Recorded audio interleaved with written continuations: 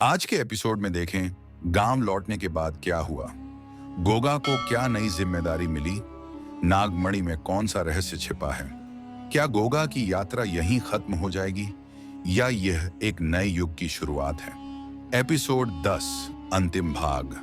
नया युग, नया रक्षक। गोगा, भीरो, काली और मां चारों थके हुए लेकिन विजयी थे। काल भैरव का किला अब राख हो चुका था। चारों ने नागमणि को हाथों में लिया, जो अब शांत लेकिन चमक रही थी।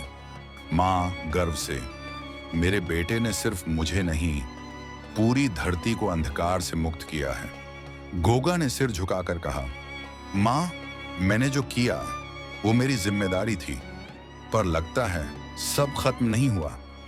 उसकी नजर नागमणि पर गई, जिसमें एक रहस्यमयी परछाई बार बार घूम रही थी। भीरो हैरानी से, ये तो पहले नहीं था, है ना?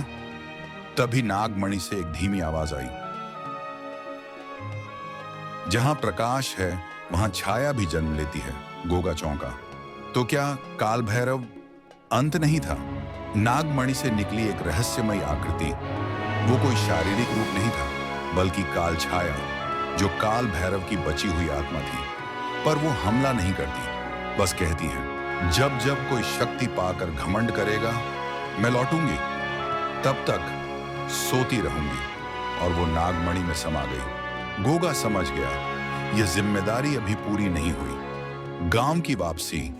धर्मपुर लौटने पर लोग ढोल नगाड़ों के साथ उनका स्वागत करते हैं। गांव वाले गोगा को नागवीर कहकर पुकारते हैं। मुखिया, तू अब सिर्फ मां का बेटा नहीं, हम सबकी रक्षा करने वाला है। गोगा मुस्कुराता है, पर उसकी नजर बार बार नागमणि पर जाती है। उस रात गोगा मंदिर में बैठा था। मां उसके पास आई और पूछा, बेटा अब क्या करोगे? गोगा बोला, जहां अंधकार फिर से सिर उठाएगा, वहां मैं रक्षक बनकर लौटूंगा।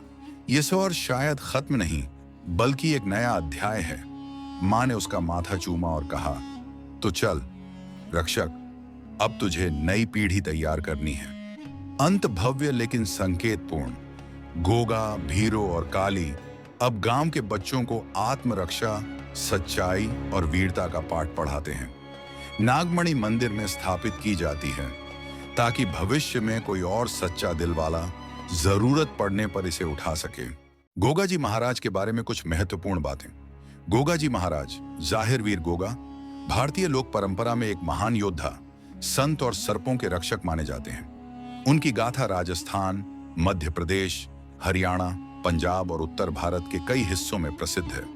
उनके जीवन की उपलब्धियां लोक कथाओं, धार्मिक मान्यताओं और ऐतिहासिक संदर्भों में मिश्रित रूप से मिलती हैं। नीचे उनके जीवन की प्रमुख उपलब्धियां हैं। सर्पदंश से लोगों की रक्षा। गोगा जी को सांपों के देवता कहा जाता है।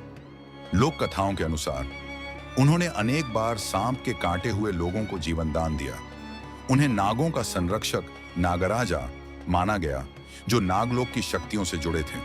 आज भी लोग सांप के काटने पर गोगा जी का नाम लेकर झाड़ फूंक करते हैं। जाहिर वीर गोगा, नागों के राजा, कांटे का विष दूर करे राजा।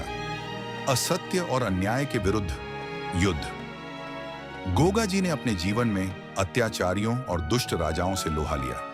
वे अन्याय, लोभ और क्रूरता के विरुद्ध लड़े और कई गांवों की रक्षा की।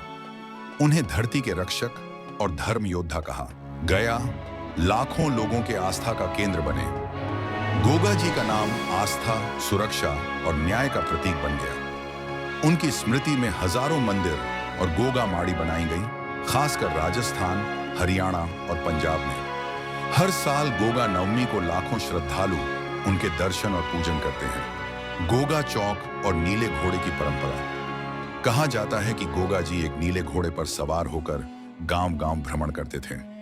आज भी नीले घोड़े और गोगा चौक को उनके प्रतीक रूप में पूजा जाता है। गोगा चालीसा और लोक कथाएं।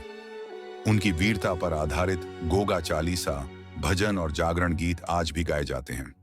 अनेक लोकनाट्य और कहानियां उनके जीवन से प्रेरित हैं, जो बच्चों और बड़ों दोनों को धर्म और साहस की शिक्षा देती हैं।